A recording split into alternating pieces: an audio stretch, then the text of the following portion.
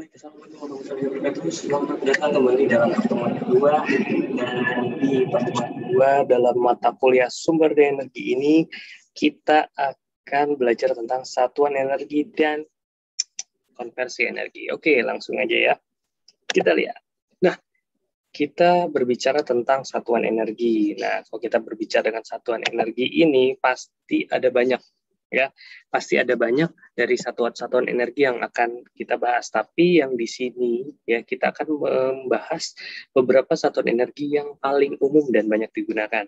Ya, ada satuan energi pasti nih ya yang udah sangat familiar buat kita semua, yaitu ada joule, ada R, ada kalori, kilowatt jam, British Thermal Unit, foot pound, horsepower, dan electron volt dan lain-lainnya.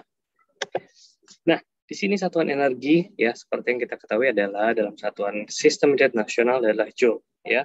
Namun satuan joule diambil dari fisikawan Inggris ya, James Prescott Joule ya di tahun 1818 sampai 1889. Nah, definisi satuan joule dapat dinyatakan dalam beberapa kesetaraan sebagai berikut.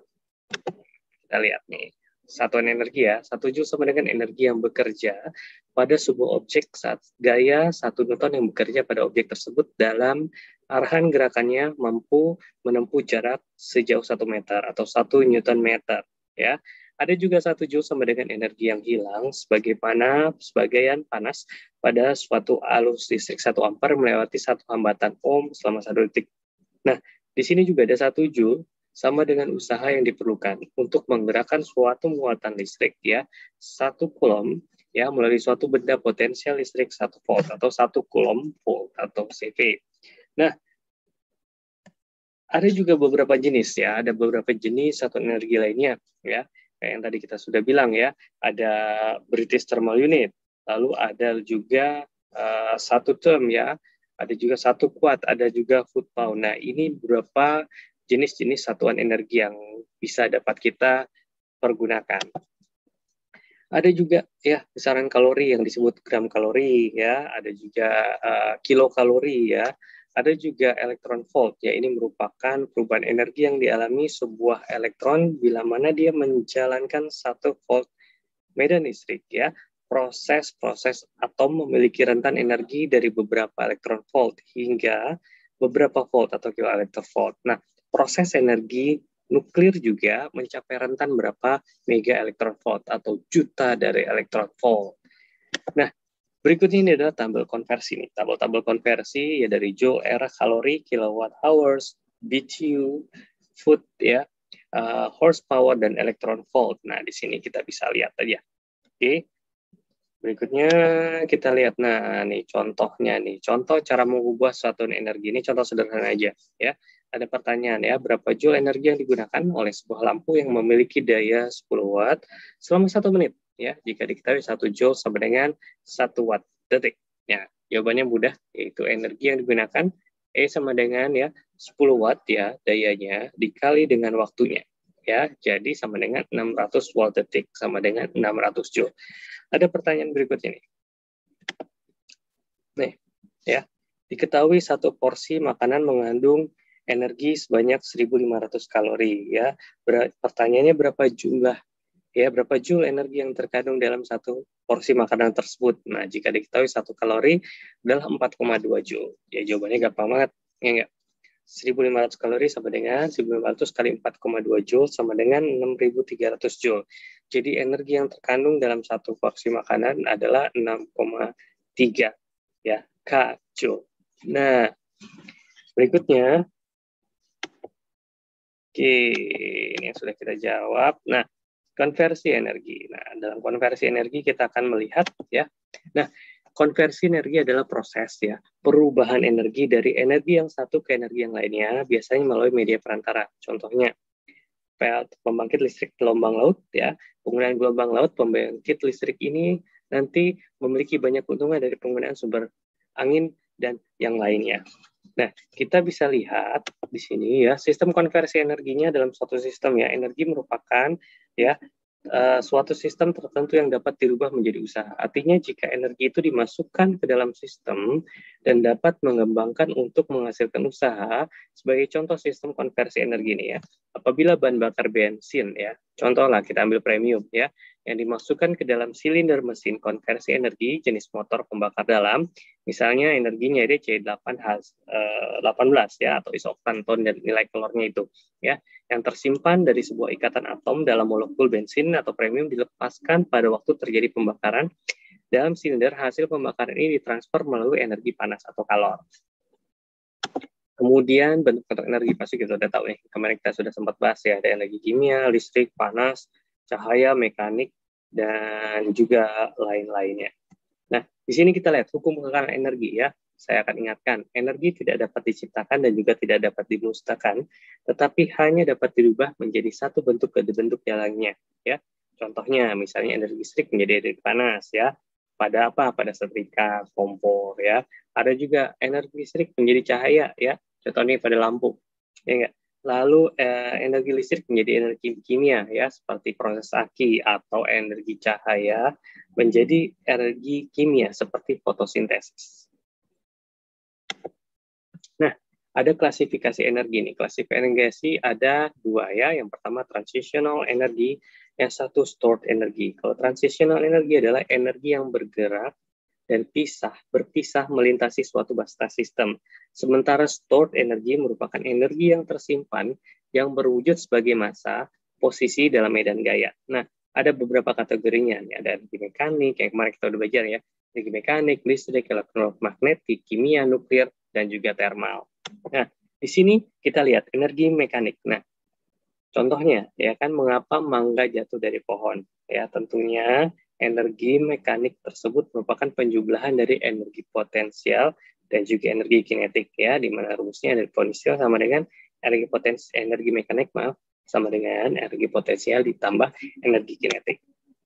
Berikutnya kita akan melihat, nah ini nih, ya enggak, ini lihat nih, yang pertama ya, orang bergerak ya dari A ke 0 ke B ya, lalu gambar yang kedua adalah ya, mulai dari atas ya kan, ketika akan dipotong ya, itu dia menggunakan energi potensial ya, karena adanya gravitasi. Kemudian ketika dipotong dia menjadi ada energi kinetik ya enggak, lalu ketika bertumbukan itu menjadikan usaha.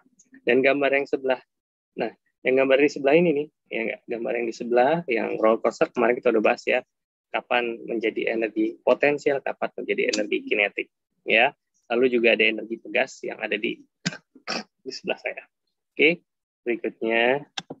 Nah, energi potensial. Nah, energi potensial gravitasi dimiliki oleh benda yang berada pada ketinggian atau posisi tertentu di bumi. Ya, energi potensial pegas muncul akibat adanya perbedaan kedudukan dari titik seimbangan. Nah, titik seimbangan ini adalah titik keadaan awal sebelum benda ditarik.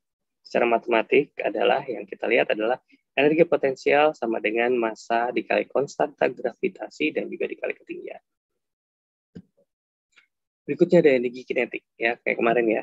Pertanyaannya, mengapa peluru yang keluar dari sebuah senapan sangat berbahaya jika mengenai manusia, padahal massa pelurunya itu cuma kecil banget, ya enggak?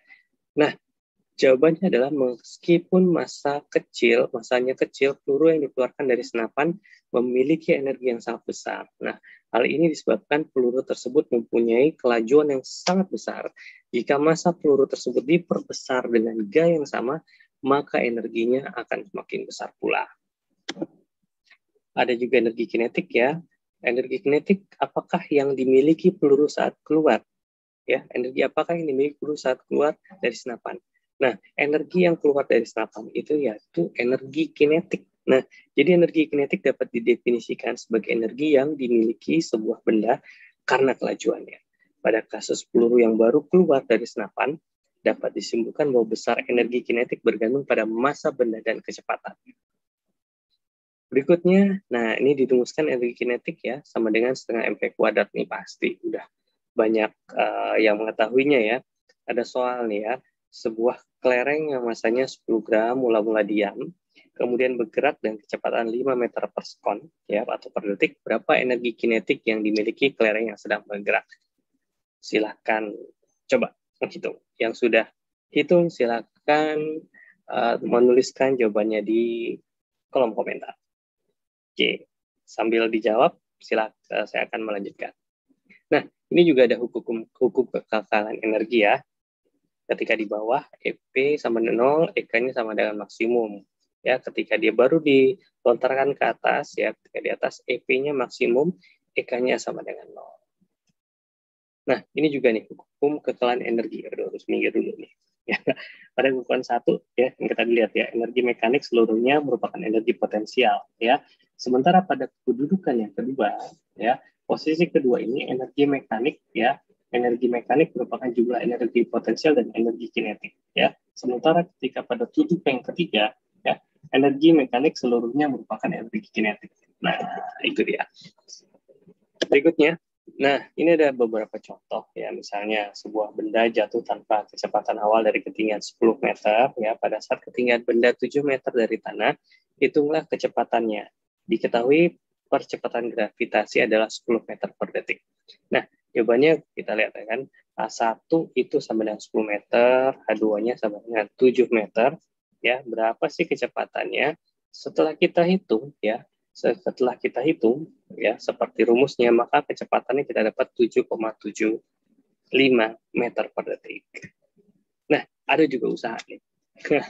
Ini merupakan usaha nih. Yang pertama adalah usaha mengangkat buku, B usaha mendorong meja, C yaitu usaha mendorong dinding. Nah, menurut kalian ya, kita lihat menurut kalian usaha mana sih yang sia-sia? Ya nggak, mesti ada yang D nih saya tambahkan ya kan, usaha untuk ya balikan dengan mantan. Nah, kadang-kadang sia-sia, kadang-kadang nggak, tapi tergantung jawaban Anda. Oke, baik, never mind, kita langsung aja. Nah, ini juga rumus ya persamaan untuk usaha ya. W sama dengan F kali SF, di mana sama dengan gaya dan S sama dengan perpindahan. Jadi jika usaha Anda ingin berhasil, jangan banyakkan gaya tapi nggak ada gerakannya atau perpindahannya. Itu juga sama dengan 0. Oke, sama dengan sia-sia juga. Ya enggak? Nah, kita melihat hubungan antara usaha dan energi. Ya, usaha yang dilakukan pada sebuah benda yang bergerak horizontal ya menyebabkan perubahan energi kinetik. Nah, dengan demikian besaran usaha yang sama dengan perubahan energi kinetik benda secara matematis ya ditulis sebagai berikut ya, W sama dengan delta EK. Nah, ada W ya, ada EK, EK1, EK2. Nah, usaha yang dilakukan oleh gaya gravitasi atau benda yang bergerak secara vertikal sama dengan perubahan energi potensial secara gravitasis dan secara matematik dapat kita lihat di layar. Oke, nah kita lanjut saja. Berikutnya sumber daya energi. Sumber daya energi merupakan tempat munculnya atau timbulnya energi yang dapat dimanfaatkan untuk kehidupan manusia di permukaan bumi. Ya, sumber energi dapat dibedakan menjadi yang pertama berasal dari bumi, yang kedua berasal dari luar bumi, yang ketiga berdasarkan sifatnya. Oke. Nah, ada juga sumber. Nah, sumber energi fosil nih. Sumber energi fosil ini tersimpan dalam bentuk bahan bakar minyak, bahan bakar batu bara dan juga gas. Bahan bakar ini berasal dari fosil-fosil yang telah terbenam dalam perut bumi ya miliaran tahun yang lalu, miliaran tahun yang silam, yang ada yang mengatakan minyak bumi berasal dari fosil-fosil binatang laut, binatang darat, sedangkan kalau batu bara dan fosil-fosil berasal dari fosil-fosil kayu. Ya, bahan bakar fosil ini diperoleh dengan jalan menambang ya dari dalam perut bumi, kayak minyak dan gas melalui proses pengeboran. Sementara kalau batu bara diproses melalui penggalian permukaan atau di dalam tanah. Nah, ada juga nih yang kemarin kita sempat bahas, energi biomasa. Energi biomasa ini adalah proses daur ulang melalui fotosintesis, di mana energi surya mempunyai peranan. Ya, daun menyerap energi surya untuk proses pertumbuhannya dalam mengeluarkan gas CO2. Nah, energi surya yang dia serap tumbuh-tumbuhan diproses menjadi energi kimia sebagai energi dalam bentuk tersimpan. Tumbuh-tumbuhan tersebut akan mengeluarkan energi tersimpannya pada proses pengeringan maupun saat dibakar langsung. Dapat pula melalui proses untuk menghasilkan bahan bakar yang cukup potensial. Nah, seperti etanol, metana, atau gas lainnya. Dan bahan bakar dalam bentuk cair atau minyak nabati, nilai kalor atau bahan bakarnya dari tumbuhan kering dapat mencapai sekitar 4.800 kilokalori per kilogramnya. Berikutnya ini ada beberapa keuntungan dan masalah yang akan diramalkan dalam biomasa dalam skema energi. Nah, manfaatnya banyak nih, sebagai gudang energi, sebagai energi terbarukan, sebagai konversi dari produk serbaguna, dan tentunya dapat dikembangkan cukup murah. Ya, tapi ada beberapa masalahnya nih ya, terjadi kompetisi nanti penggunaan lahan, fase awal supply tidak menentu, biaya juga ya, dan memerlukan beberapa penanganan sehingga mudah-mudahan nanti di masa yang akan datang tentunya dengan Anda sebagai seorang engineer dapat membuat atau meningkatkan energi biomasa ini bisa menjadi energi yang dapat kita manfaatkan dengan baik. Nah, ada beberapa konversi energi biomasa ya. Yang pertama dengan cara pirolisa ya, adalah konversi biomasa di mana biomasa terurai karena proses panas menjadi unsur senyawa atau karbon atau arang, beberapa jenis senyawa hidrokarbon dan beberapa jenis gas. Tujuan konversi ini adalah mengubah biomasa menjadi arang dan selanjutnya arang dihasilkan digunakan sebagai bahan bakar untuk berbagai tujuan atau dimanfaatkan untuk non-energi ya, misalnya untuk bahan bakar industri obat dan juga kosmetik. Nah, sampai di sini saya minta Anda untuk melakukan presensi di kolom komentar. Silakan lakukannya sesuai dengan arahan yang saya berikan kemarin. Silakan mulai dari sekarang. Oke, yang salah mohon maaf nih, nanti nggak saya absenkan. Berikutnya, ya kita lanjut ya. Ada konversi dengan cara mikrobiologis ya. Mikrobiologis adalah konversi biomasa dengan menggunakan jasa bakteri untuk menguraikan atau mengubah biomasa menjadi bentuk bahan bakar yang lebih menguntungkan. Contohnya ya pembuatan gas bio dari limbah biomas yang kayak kemarin kita sudah sempat bahas ya, dari sampah, kotoran ya, kotoran manusia, kotoran ternak, limbah dan pertanian. Dan juga pembuatan etanol dari bahan pati. Pada pembuatan gas biogas, biomasa dalam digester diuraikan menjadi metan ya dan berbagai jenis gas lainnya. Sedangkan pada pembuatan etanol dari bahan pati, biomasanya dengan kadar pati tinggi difermentasikan menjadi etanol atau alkohol. Berikutnya ini dia nih dari bahan bakar biomasa ya. Kita bisa jadikan ya, dan kita bisa masukkan ke dalam gasifier, lalu dijadikan syngas ya, lalu dimasukkan ke dalam scrubber, lalu kita mendapatkan clean syngas dan kita masukkan ke metanol atau reaktor ya. Ini nanti mudah-mudahan kalau seperti ini bisa kita lihat prosesnya di kampus jika kita sudah boleh masuk kampus ya. Ada biogas ya, kemarin kita juga sempat bahas ya minggu lalu ya. Biogas adalah sumber energi yang bersih dan murah, diproduksi dari kotoran hewan dan sampah busuk melalui proses anaerob melalui kegiatan mikrobal organisme. Nah, gas ini diperlukan mengandung 70% gas metan. Pada prinsipnya, teknologi anaerob ini merupakan proses dari dekomposisi atau penguraian biomas dari residu atau sampah secara mikrobiologis dalam kondisi anaerob atau tanpa oksigen. Nah, di sini kita lihat ya bagaimana konversi biomasa diawali dengan pengimputan dari bahannya ya, kemudian dimasukkan ke digester ya, lalu dari situ nanti ditampung, akhirnya membuat suatu proses sehingga biogas tersebut dapat kita kembangkan dan kita tampung. Kemudian ada lagi air. Nah, air banyak nih ya. Air banyak banget ya. Kalau air kita sebut hydropower. Nah, ini merupakan suatu energi air penggerak turbin bergantung pada energi potensial pada suatu ketinggian tertentu. Nah, energi potensial air dikonversikan menjadi energi ya mekanis melalui sebuah turbin yang kemudian dikonversikan kembali ke dalam bentuk energi listrik melalui sebuah generator. Kita lihat teknologinya. Ini salah satu gambar ya untuk konversi energi air, di mana kita bisa lihat ada pipa pesat yang nantinya akan masuk ke dalam ya, dan juga nanti pipa pesat tersebut airnya akan menggerakkan turbin sehingga turbin juga dapat menggerakkan generator hingga bisa menghasilkan listrik. Ini juga ada kita tenaga ini ya, mikrohidro ada di kampus, nanti kita akan coba lihat ya, kita akan makin tunjukkan semua. Energi berikutnya adalah energi gelombang laut. Nah, energi gelombang laut ini merupakan energi yang berasal dari gelombang laut ya, yang dikonversikan melalui energi mekanik torak yang bekerja maju dan mundur mengikuti irama gerakan gelombang laut. Nah, beberapa sistem energi gelombang laut sudah dikembangkan dan menjadi alternatif untuk menghasilkan energi. Ini nanti kita akan bahas lebih mendalam, ya. Ini salah satunya energinya, ya. Ketika dia pasang dan surut, ini dia berosilasi sehingga apa? Nanti di sini akan bisa menggerakkan turbin yang akan menggerakkan generator dan menghasilkan listrik.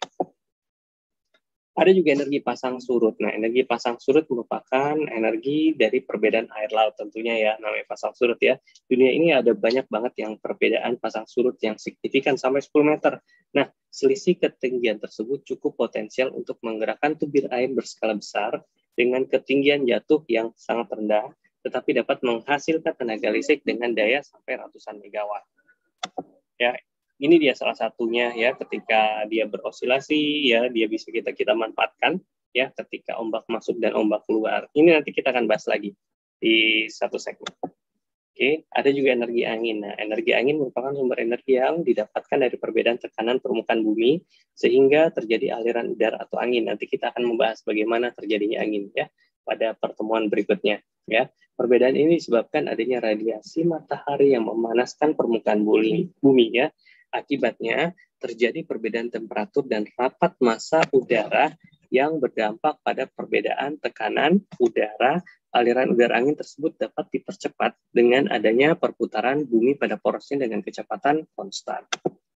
Ini dia nih, konversi energi angin kita lihat mulai dari energi angin, menggerakkan turbin angin, hingga mendapatkan energi mekanik yang menggerakkan generator hingga, ya, menghasilkan listrik.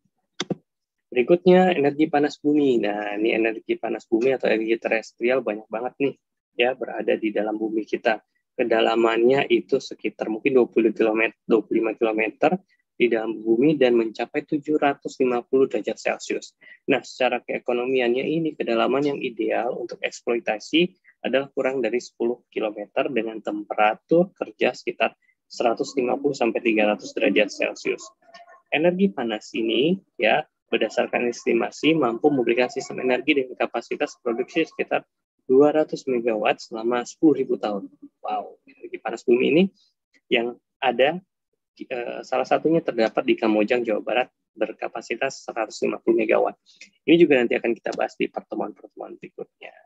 Ya, ini juga salah satu konversi panas bumi, ya. Dimulai kita dari sumur produksi, ya, bisa kita lihat, ya, yang di paling kiri, ya, dari sumur produksi, ya, naik, ya, air panas itu, ya, sehingga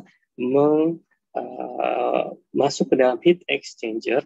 Dari heat exchanger tersebut yaitu menghasilkan uap yang nantinya uap itu akan menggerakkan turbin, yang turbin tersebut nanti akan menggerakkan generator hingga menghasilkan listrik. Setelah selesai baru, ya, dimasukkan lagi ke dalam kondensor, ya, untuk didinginkan dan bahkan dapat dimasukkan kembali ke bumi agar proses tersebut bisa diulangi kembali. Nah, kalau energi surya, sekarang energi surya merupakan sumber energi yang berlimpah, ruah, bersih, dan bebas polusi dan tidak akan habis. Nah, energi surya ini berasal dari luar bumi atau ekstraterestrial bumi dan dimanfaatkan melalui konversi langsung. Nah, ini dia konversinya. Mulai dari solar panel, ada controller, ada bisa disimpan ke dalam baterai, atau tenaga tersebut setelah dikonversikan bisa langsung kita manfaatkan, namun karena tenaga listrik merupakan jenis tenaga yang DC, sehingga harus dirubah dengan inverter agar kita bisa gunakan, ya, kita ubah menjadi harus bolak-balik. Berikutnya konversinya, nah kita bisa lihat, ya, dari sunlight, dari matahari, masuk ke dalam modul, di mana di sini nanti ada perubahan energi dari elektron dan juga protonnya, nanti juga akhirnya akan dikonversikan menjadi energi listrik. Nah, kita lihat, ya, ketika sambungan semikonduktor ini terkena cahaya matahari, ya, maka elektron mendapatkan energi dari cahaya matahari untuk melepaskan dirinya dari semikonduktor N, ya. Daerah depresi mampu semikonduktor. Nah, ketika terlepasnya elektron ini meninggalkan hole pada daerah yang ditinggalkan oleh elektron, yang disebut oleh fotogenerasi atau elektron hole, ya, yakni terbentuknya pasangan elektron dan hole akibat cahaya matahari, sehingga nanti bisa membangkitkan energi. Oke, Baik, saya rasa di sini dulu ya penjumpaan kita, dan kita akan melanjutkan dalam sesi tanya jawab di Microsoft Teams. Jika Anda punya pertanyaan, silahkan kita akan lakukan tanya jawab di Microsoft Teams, karena di sini hanya merupakan siaran untuk proses materinya saja. Baik, kalau begitu terima kasih banyak atas perhatiannya. Kita jumpa lagi minggu depan. Tetap sehat, tetap jaga protokol kesehatan, dan tetap semangat. Saya Nima Pulau, signing off. Terima kasih telah menyaksikan. Wassalamualaikum warahmatullahi wabarakatuh. Bye.